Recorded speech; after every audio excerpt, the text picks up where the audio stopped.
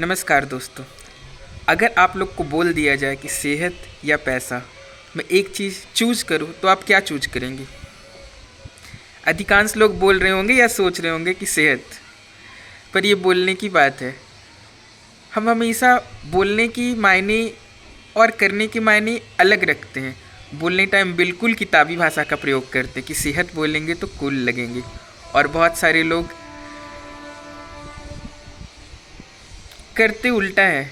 वो सिर्फ पैसा पैसा और पैसा पे ध्यान देते हैं। तो क्या है रियलिटी चेक बताऊं? ये सवाल ही गलत है।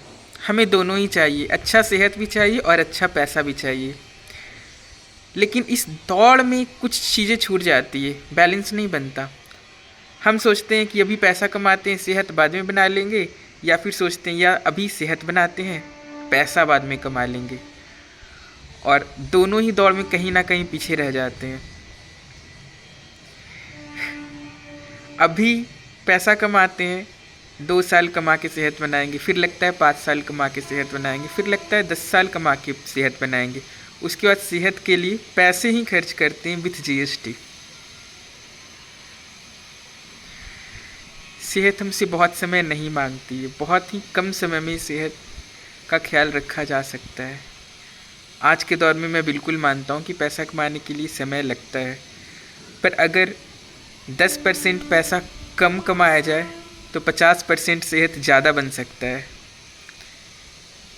ये बात इतना सच है कि इस पे विश्वास करना तो कठिन है, लेकिन अमल में अगर कोई लाते हैं तो बहुत ईजिली ये फॉलो हो जाएगा।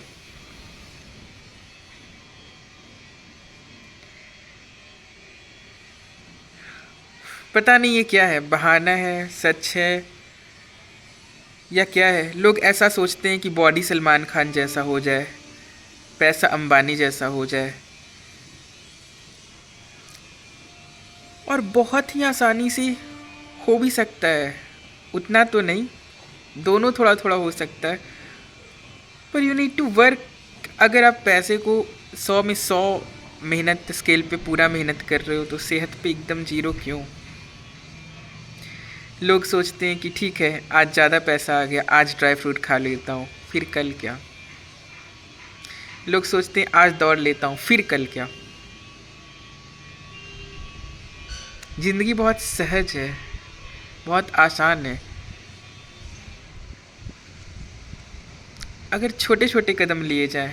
हम जब भी सोचते हैं सेहत के बारे में या पैसा के बारे में तो एकदम से सोचते हैं अंबानी कैसे बनूं, सेहत के बारे में तो सलमान खान कैसे बनूं।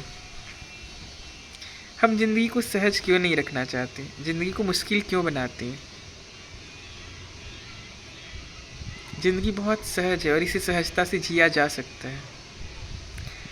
और जिस किसी को भी ये जानना है कि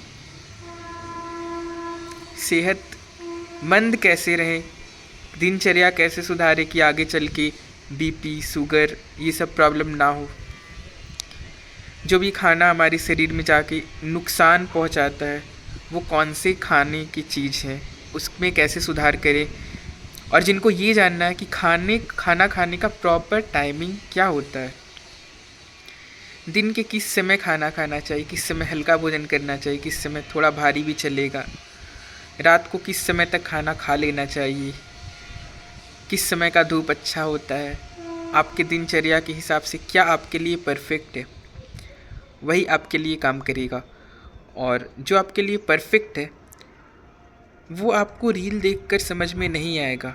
आपको खुद के शरीर को समझना होगा, और खुद के शरीर को समझना एक कला भी है और इसमें समय भी लगता है। तो अगर आप चाहते हो कि मैं आपके शरीर को आपकी जगह समझूं तो इसके लिए मैं आपसे आधे घंटे के लिए बात करूंगा। आप कब खाते हो, क्या खाते हो, आपका रूटीन क्या है, कितना मेहनत भरा जीवन है आपका, उस हिसाब से मैं आपको सलाह दे सकता हूं कि आपको क्या खाना चाहिए, कब खाना चाहिए। इससे मैं आपका रोग और पीड़ा कम कर सकता हूं, जिसमें मैं आपको दवा और जड़ी बूटी नहीं बताऊंगा, क्योंकि मैं सलाहकार हूं, मैं दिनचर्या सुधारता हूं, मैं डॉक्टर या वैद्य नहीं हूँ। तो बस दिनचर्या सुधार कर 90% रोग दूर हो सकता है। मैं आपको एक आईना दिखाऊंगा कि आपको ऐसे चलना है आगे और ऐसे खाना है, और आप उसको जितना अच्छे से, जितना दिल से फॉलो करेंगे, उतना आप पे वो काम करेगा, उतना आप में मैजिकल चेंज आएगा, आपके स्वास्थ्य को लेके, आपके मूड को लेके, आपके मन में एक शांति आएगी और रेस्टलेसनेस भी कमेगा, बार बार भूख नहीं लगेगी। आपको एग्जैक्टली पता चल जाएगा कि आपको बार बार भूख क्यों लगती है, कितना भी खा लो फिर भी क्यों लगता है कि कुछ मीठा खाएं, कुछ खट्टा खाएं, इसके पीछे क्या कारण है। और हाँ, मैं कभी भी ये नहीं बोलता कि आप मोटे हो तो आपको पतला होना है, तो मैं आपको बोलूँगा कि आप कुछ भी मत खाओ। मैं आपको बोलूँगा कि आप खाना खाओ, ऐसा खाना खाओ जो आपकी भूख को शांत करे, और भूख को शांत करने के बाद आपके मोटापे को भी कम करे, भूख को शांत करने के बाद आपके रोग को दूर करे, क्योंकि खाना का पहला उद्देश्य है भूख को शांत करना। और मैं अपनी सलाह में या कंसल्टेशन में कभी ये नहीं बोलता कि मैं आपको भूखा रख दूंगा, नहीं। बिना भूखे रखे, बिना बहुत ज़्यादा महंगा इंग्रेडिएंट लिस्ट बताए जो आपके घर में अवेलेबल है, जो आप रोज़मर्रा की ज़िंदगी में अमूमन खाते रहते हो, उसी में क्या कम खाना है, क्या ज़्यादा खाना है, क्या नहीं खाना है, बस इतनी सी सुधार से ज़िंदगी का अगर दुख दूर हो रहा है तो इससे बेहतर क्या होगा।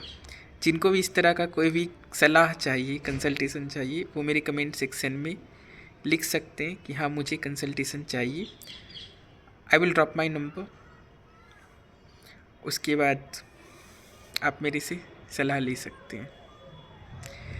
तो कंक्लूड करता हूँ, दोनों ही ज़रूरी है।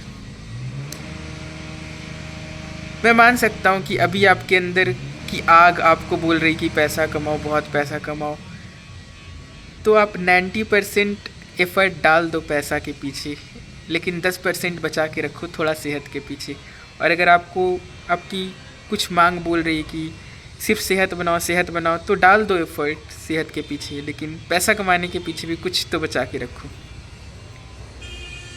Perfect balance